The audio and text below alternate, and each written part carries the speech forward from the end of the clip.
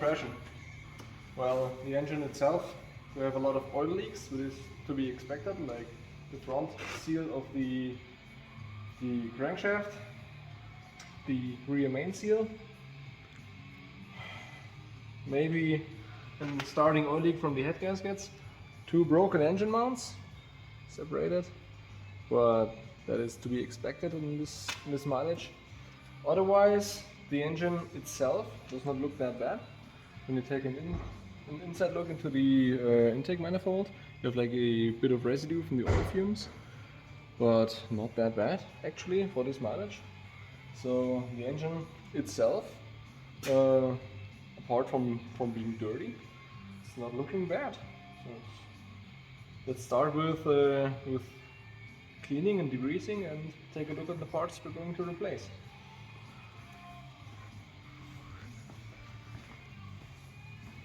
So we have like the basic replacement. We will just try to replace the parts that are broken, so leave the engine as original as possible, so no refurbishing or painting or anything, just fixing like the oil seals, the oil leaks with new seals, the head gaskets, etc. So we have like new gaskets. We have a different style of head gaskets because the original ones are a single layer seal gasket with a graphite coating.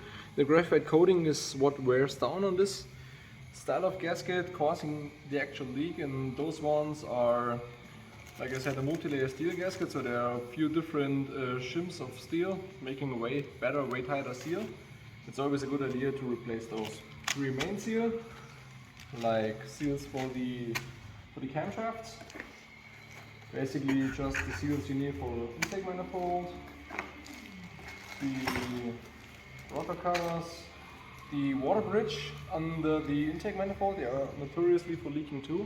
When you take a look at those, when you ever replace a head gasket, you have the intake manifold up, replace the O-rings that are sitting inside of this water bridge, because they will just get old and from heat they dry rot and they start to leak, so you have like a coolant leak on top of the engine, which is a pain in the ass when you have to just replace the O-rings and remove everything. So when you have it already apart, always replace them.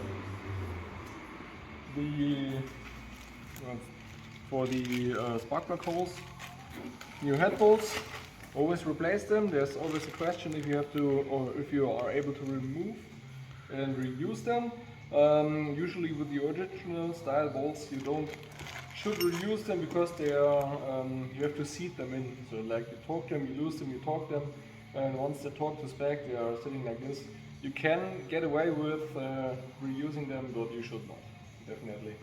And just the gaskets for the screws for the valve cover. So it's like the basic set what we're doing, but as said, we're trying to leave the engine as original as possible because due to the history of the car.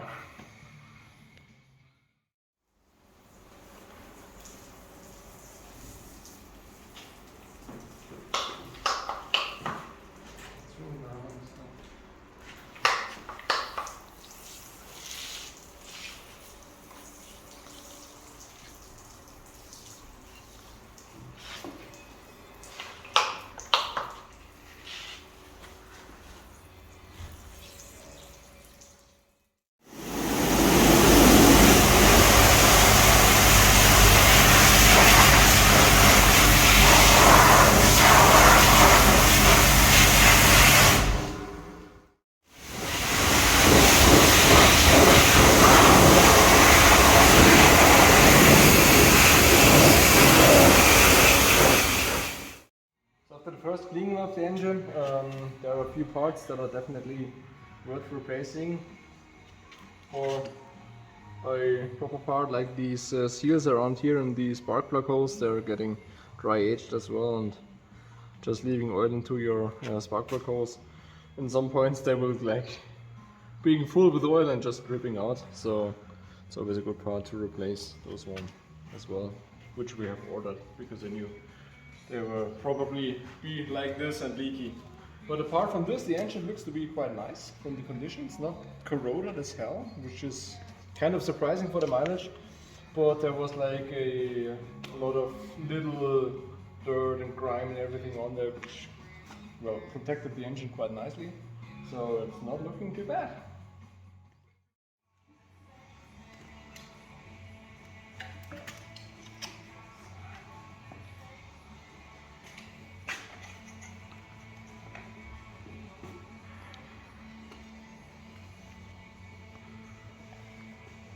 So the nice thing about a port fuel injection is that the intake runners are always staying nice and clean because you wash down the oil and debris from the PCB valve and everything.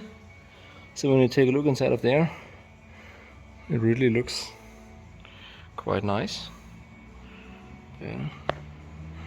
And no like visible oil leaks from the valve stem seals, which we don't have planned to replace. We want to keep everything as original as possible. So inside there it looks surprisingly nice and clean. This one's open so you can see a little bit into the cylinders, which on the first glance are pretty decent.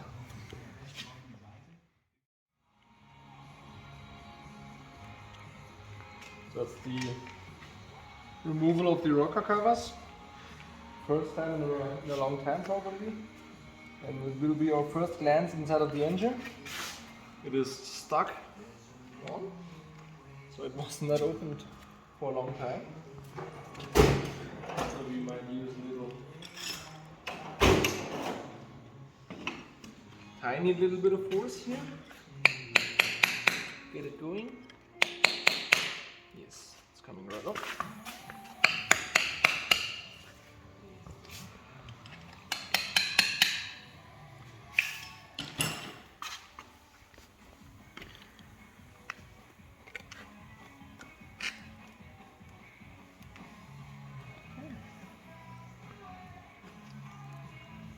So far so good.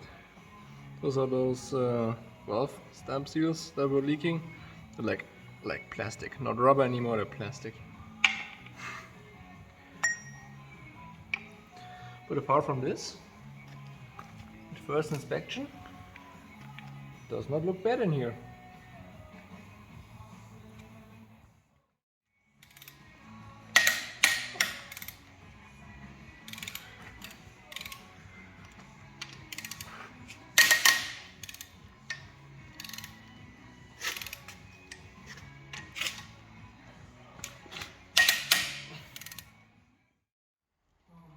Let's see. Removing the first head.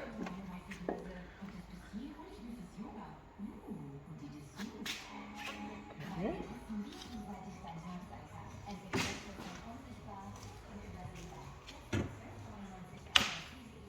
There's a lot of carbon buildup, which is to be expected in this mileage. But apart from that, I don't see cracks in the head, because the Subaru heads are quite famous for cracking between like the spark plugs and the valve seats. But this one looks quite nice. Let's take a quick look inside of the bore of the engine. Let's see if the cross hatch is still there and everything, which is goodish. Yes, still the cross hatch there. See, like there's a bit washed out, where like the piston is coming. It's like doing the movement from the rod.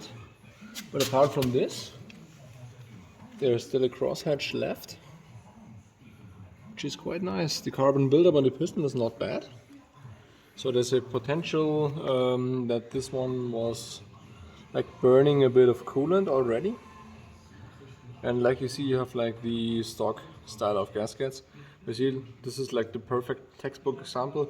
You have like this graphite coating on them, which just breaks down, causing those gaskets to leak. So I don't think that this one was the culprit for the pressure in the cooling system already, but we have like almost no gasket left here. And you see like just like the little firing, and there's almost no material left. So it could be like this gasket was leaking. This side is a bit better.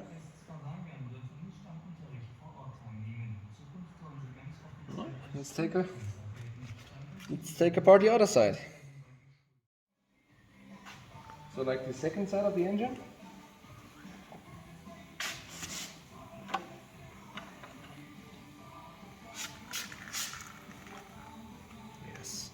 Yes, that's our culprit. You see right here, that's where the gasket is fully gone. And there's just no barrier anymore, so all the compression from the cylinder can leak into the cooling jacket and build up pressure inside of the cooling system. That's what you were noticing. And a part of this, or like on the other hand, there's the carbon buildup, but it's not that bad. The valves look to be in nice shape. No visual cracks on the cylinder head. No big problems there. So it's not looking bad.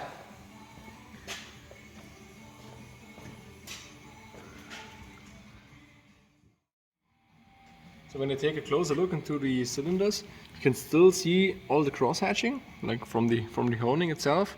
It's a bit washed out on those parts, but it is to be expected. So for the mileage and being in an aluminum block engine, it's very impressive that you can still see all this cross hatching. So it's quite hard to get on the video, but you see it's still there, and it's not remotely as washed out as I was expecting to be. So the engine is in quite nice shape, especially for the mileage. And the pistons itself, they have like a bit of this famous EJ25 piston slab, but it's not that bad. So I felt way worse than this one, or than those pistons on engines that are quite younger than this. And there's no big scoring, so there's no big problem on the pistons or anything. Well, for the kind of mileage, I'm very surprised on how well the engine aged. It's really nice. So yeah, it's quite hard to get on the video, but the crosshatch is still there. Nice. Rotating assembly. Now that the engine is removed all the parts, there's no compression. The rotating assembly still spins nice and feels solid, so there's no like discoloration on the connecting rods or anything. It's just a good looking engine, apart from being a bit dirty from like having a million kilometers, but it's not too bad inside of here. We will not remove any further parts in this because we want to leave this engine as original as possible, so no taking off any further things, or no real refurbishing like doing head stamps and everything. So just taking a look on how it looks, but it looks nice, looks to be in good shape. So now we're on day 2, part of the installation. We cleaned up everything, like the heads, the block, the surface. Everything checks out to be nice, so there's no machining or anything need to be done. We cleaned the deck of the pistons and the bores. And what I always prefer to do, especially when the engine gets not started right immediately after the repair, so you will get transported back to the Netherlands and put in the car, it's just to do a little bit of thin oil. This is like a W20 on the cylinder walls, so there's like a bit of protection in there, because when you're opening up this engine and cleaning everything, you remove all this little oil residue that is sitting on these cylinder walls, and when the engine is not getting like put in the car immediately, it can get a bit like corrosion on there, because there's a steel liner in the aluminum. So it's a nice touch to just give it a tiny little bit of oil in there. You really do not need a lot, because when you fill it with oil, you can't compress fluids, but you can compress gas. So you're like building up extreme amounts of compression inside of this cylinder. So it's just for transportation and storage. Yeah, that was already a bit much. Doesn't matter. Okay. So for the head gasket itself, this is the stock type that's used on basically every 2.5 NA engine with the single overhead cam. It's like we told, this single layer steel gasket with this graphite coating that will wear down. So these ones are not to be used again. When you use this head gasket, you will have another problem in a few 100,000 kilometers. So the smart thing to do is change to this style of gasket. It's like a multi-layer steel gasket. You see there are more shims of steel inside of there, and you don't have this graphite coating. They make a way better seal. The gasket can do a lot more work instead of just being a better seal on all the surface. If it's not perfectly flat, this style of gasket can build this way better up. And the good thing about Subarus is like almost every EJ head gasket is interchangeable. This one is from a EJ25 7, so it's a STI turbo gasket, but you can use any turbo gasket if you want, so like EJ25 5, EJ25 7, all of them will work. It's just what is available for you and what is in stock. The original gasket is plenty good enough, so there's no need to upgrade for like an aftermarket one. But the nice thing is that you can just use every EJ head gasket on every EJ engine. So the bolts are working, the oil return is working, the oil pressure to the head is working.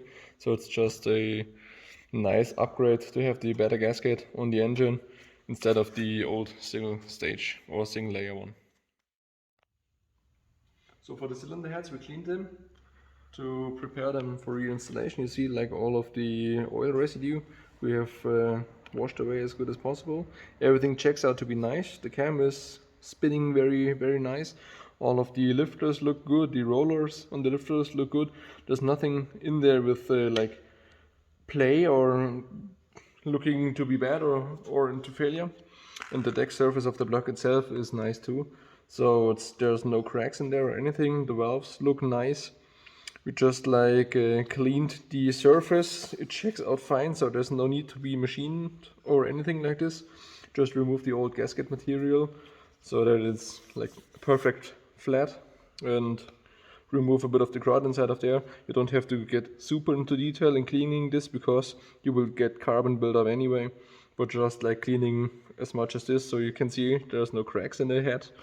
And take a look at the valve seats and everything, and everything checks out to be fine. So this head can now finally get back on the engine.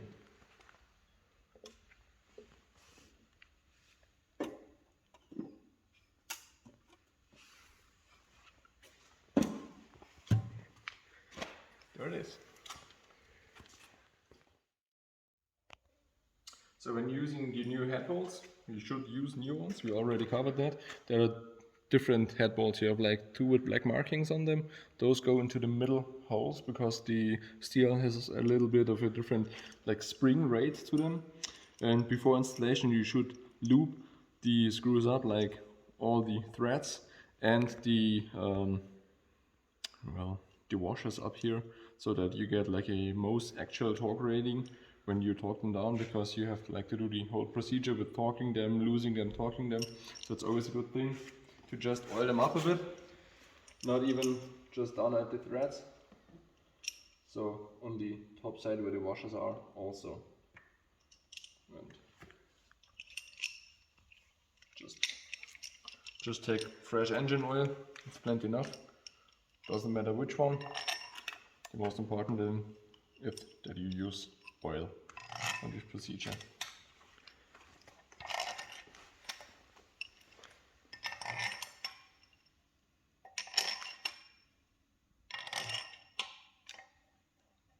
So I always like to get them started a bit by hand, so you can feel if they are like nicely in the threads of the block, because you don't want to start directly with the tool when there's an issue with the thread in the block and you feel it by hand. You can always take it out and clean the thread if you need or anything. So just start them by hand, then you can use your ratchet to get them in there and then start the torque procedure. So for torquing down the heads, you have a certain procedure you have to do to set down the head flat onto the engine and to like stretch and release the head bolts. So you just like first up starting tightening them with like 30 Newton meters, starting from the middle, going then in a cross pattern, then torquing them down again with 70. So the head is like nice and flush. So you have the next step just to release all the screws at 180 degrees and then another 180 degrees. So you're like torquing it down, getting it back up, and then starting torquing it back down to the procedure that the manufacturer is telling you that torques down the head quite evenly and quite nicely and flat, and the head bolts will sit perfectly in. The next part is that you use a angle to do the last steps, because when a thread is not so nice like the other one, or they're just a bit different, so you can get an inaccurate torque reading. So when they just would say like torquing it down to 120 Newton meters, it can be like a bit more resistance from the thread. So the head bolt can actually be torqued just with like 117, and the other one, when the thread is perfect, it would be like 125. So you would like have a bad seat on the head, because one side is always more pressure than the other. So you have to start up with like the procedure, and it's really just going up there and starting it with like 30 Newton meters, which is nothing. It's like A, B, then you have to C, D, E, F. So just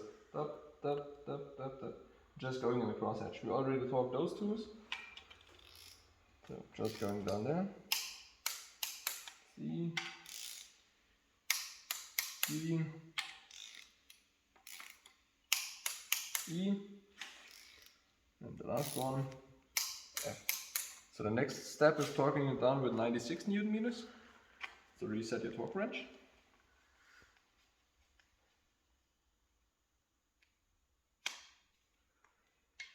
Doing it again.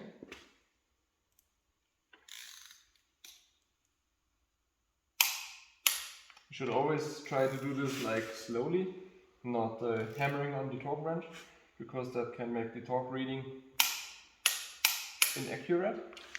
So always take your time and do this process nice and slowly. So you do this the proper way. When you mess up this step, it's not so nice.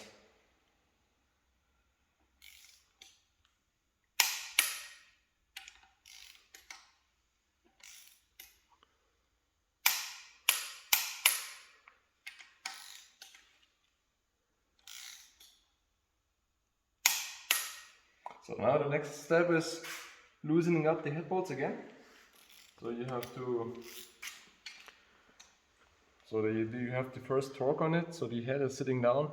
Now removing the stress from the bolts again will just make sure that everything sits perfectly flat.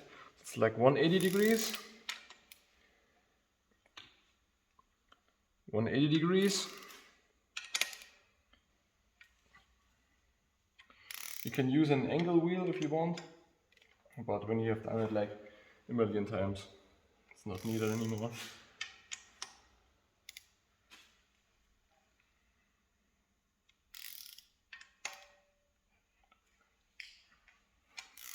Then another 180.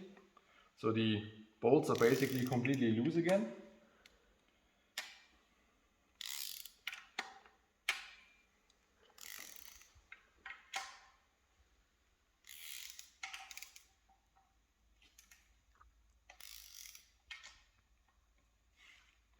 So now they're loosened up again. Now you have a different step for the screws in the middle and the outer ones. So you just have to screw the middle ones in with like a 34 Newton meters, and the outer ones with 15. So you get like a bit more pressure in the middle of the head, because there's the more critical part, because there's like the connection between the cylinders and everything. So just doing it the way the manufacturer told you. No question about it.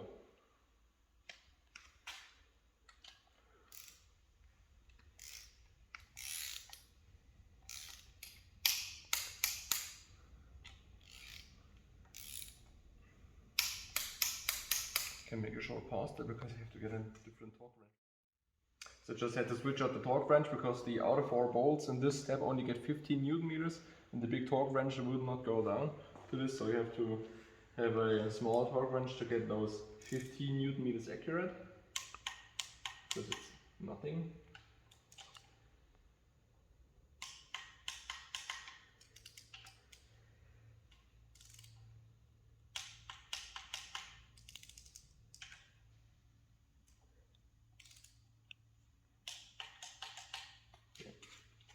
can set this one aside. Go back to the big one. Then you have like angles. So you have to retorque the heads 90 degrees, all of them, and then once again all of them 90 degrees. So it's like 180 in total in 2 different steps. 90, just like take your square line on the head, so you have a good visual reference, and just making it 90.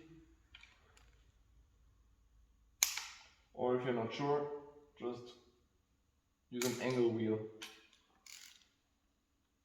But there's usually a lot of reference points that you can use on an engine like this.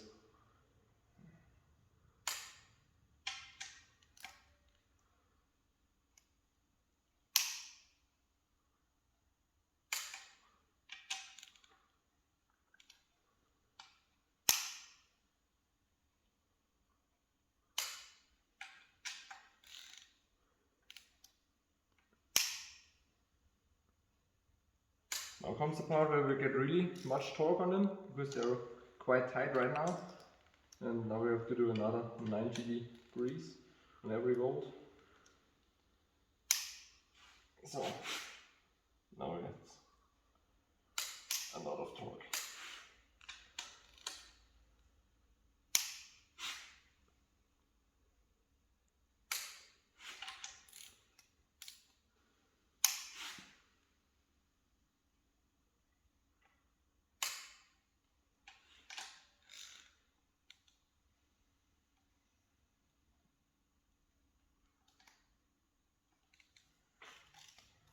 Sometimes it's easier to take the reference point here on the outer bolts.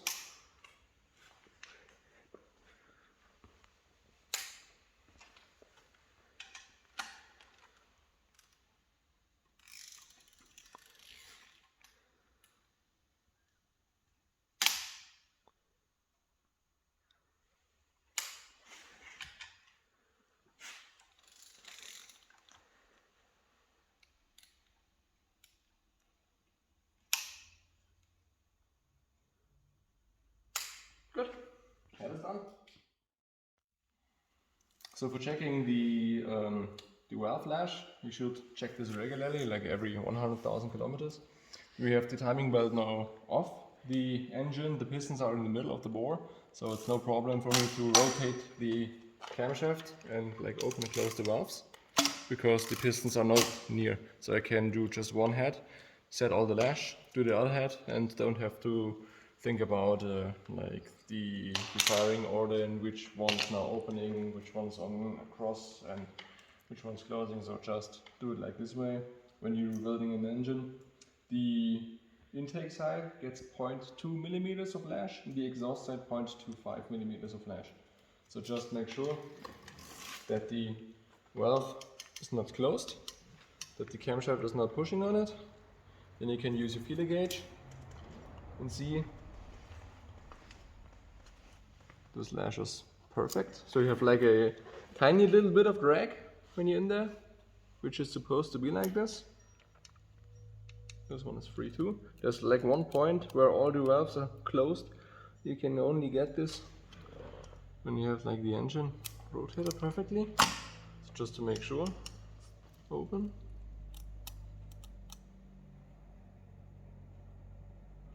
Yeah, this one's perfect too. So no need to set this up.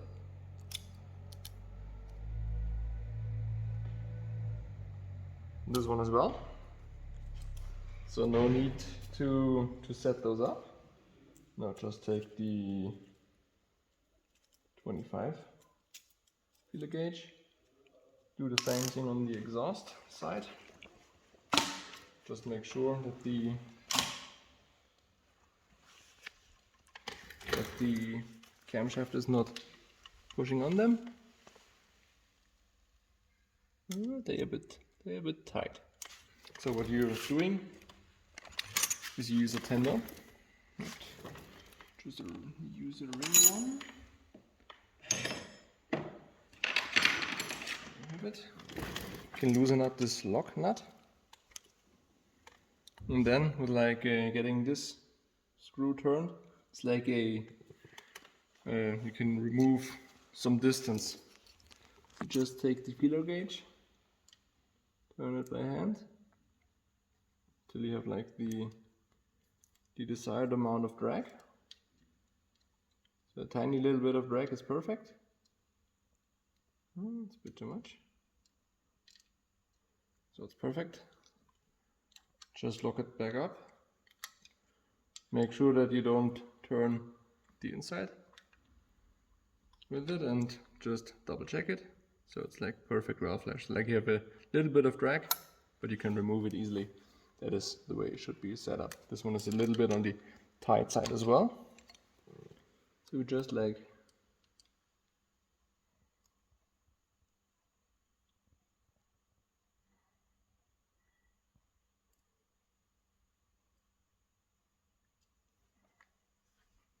setting it up nicely.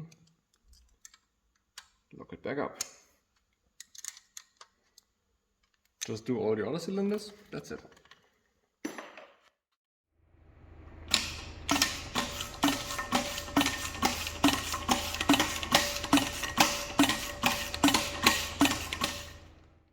From the rocker covers, they are quite notoriously for leaking, especially on the EJ engines, or on a boxer type engine, because you have like a lot of oil sitting down there, and when they get like old and dry aged, they will leak a lot. And as well as we have seen when we first take a look at the engine, we pulled like the spark plug wires out. Those ones were quite dry rotted badly, so they made out of rubber, sealing against the surface here on the rocker cover.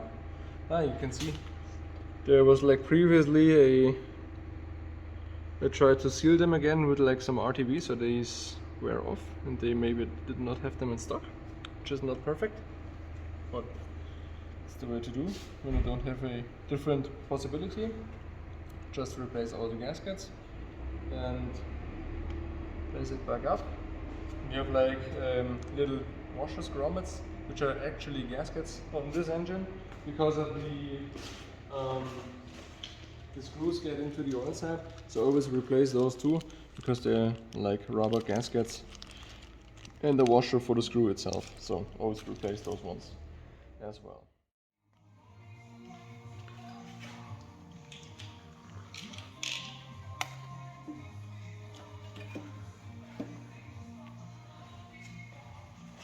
Just start to put the manifold back on. Just let it loose until you can make all your connections, and this part is very easy because of the alternator and everything are removed. But usually you should like connect everything just beforehand, before you bolt it down. So when you have forgotten something, it's quite easy for you to do it. Or you can just like move it a bit around to plug everything back in. Since it's an older engine, there's not much to worry about, just like NOx sensor, temperature sensor, oil pressure sensor, the cam sensor, the crank sensor, and your spark plug boots, but we have left them off yet because there are no spark plugs in there, because we have to do the timing later on. But apart from this, everything connects up, place the bolts, and you're done. So we're replacing the timing belt as well, because the old one, first up, it was a not original one. I'm a really big fan of the original timing belts on the Subaru engines because they are very high quality material, they last forever, and it's just a good thing to replace it. And since all the seals were leaking, it was like a bit oily and everything, so it's just a good thing to replace it anyway when you're having everything apart now. And for replacement, it's just quite easy. You have like these positioning marks from the crankshaft and on the timing belt as well, and just put it on, follow your marks. On this side, it's the most easy part is to like just get the camshaft rotated a bit. It's now like on the on pressure because of the valves springs. We have the wheels off because of replacing the seals underneath. So that's why a bit of trouble turning them without turning the screw loose. Just like put it on there, turn the whole thing around till you set up on the mark. Just take the tool to put it on. Always use plastic ones, not metal, because metal ones can damage the timing belt. Then simply just reinstall the timing belt tensioner and everything's good. In this case, we're leaving the idler pulleys on there because the timing belt was recently done, it's not that old, and all the pulleys are new. And the next part is like from being, this is now the 14th timing belt on this engine. The threads in the aluminum block are quite worn, so this down one pulley here has already a Healy coil in it. So since the pulley is good, I'm not want to take it apart and reinstall it because you don't know how many more times you can do it. And now just replacing or installing the tensioner, and then you're done.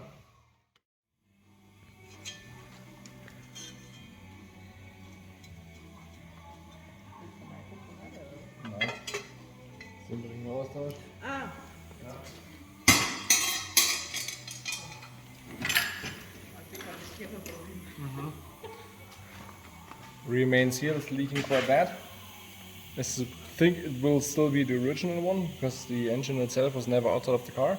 Only the transmission was replaced once, and that was like a long time ago. But I don't think they have replaced the remains here, so just punch this one out, put a new one in, and the backside of the engine would be dry. Usually you would like replace this one with a metal one, but since we don't have thought about it beforehand, it's just staying here. This one seems to be not leaking, but this one is definitely, so we're replacing just this one. So like on these old engines, they had like this oil separator for the PCV system as a plastic cover. We planned not to replace this. We thought we could get away with it, but since it's a 99, it is still the plastic one, and as you can see here around the screw there's a small crack. So, another crack there. And we're just in the lucky situation that we have the upgraded one still in stock, which is made of steel. And once you have like an old EJ with like this plastic cover, they changed it in like I think 2000, 2001. When you have like still the plastic cover, you should replace it with this one because they are notoriously for starting to leak, or in this case cracking around the screws. So just replace it. As you can see, there's like when the plate is on there, there's little separator plates for the oil to come back down and just the vapors to get burned to the PCV system.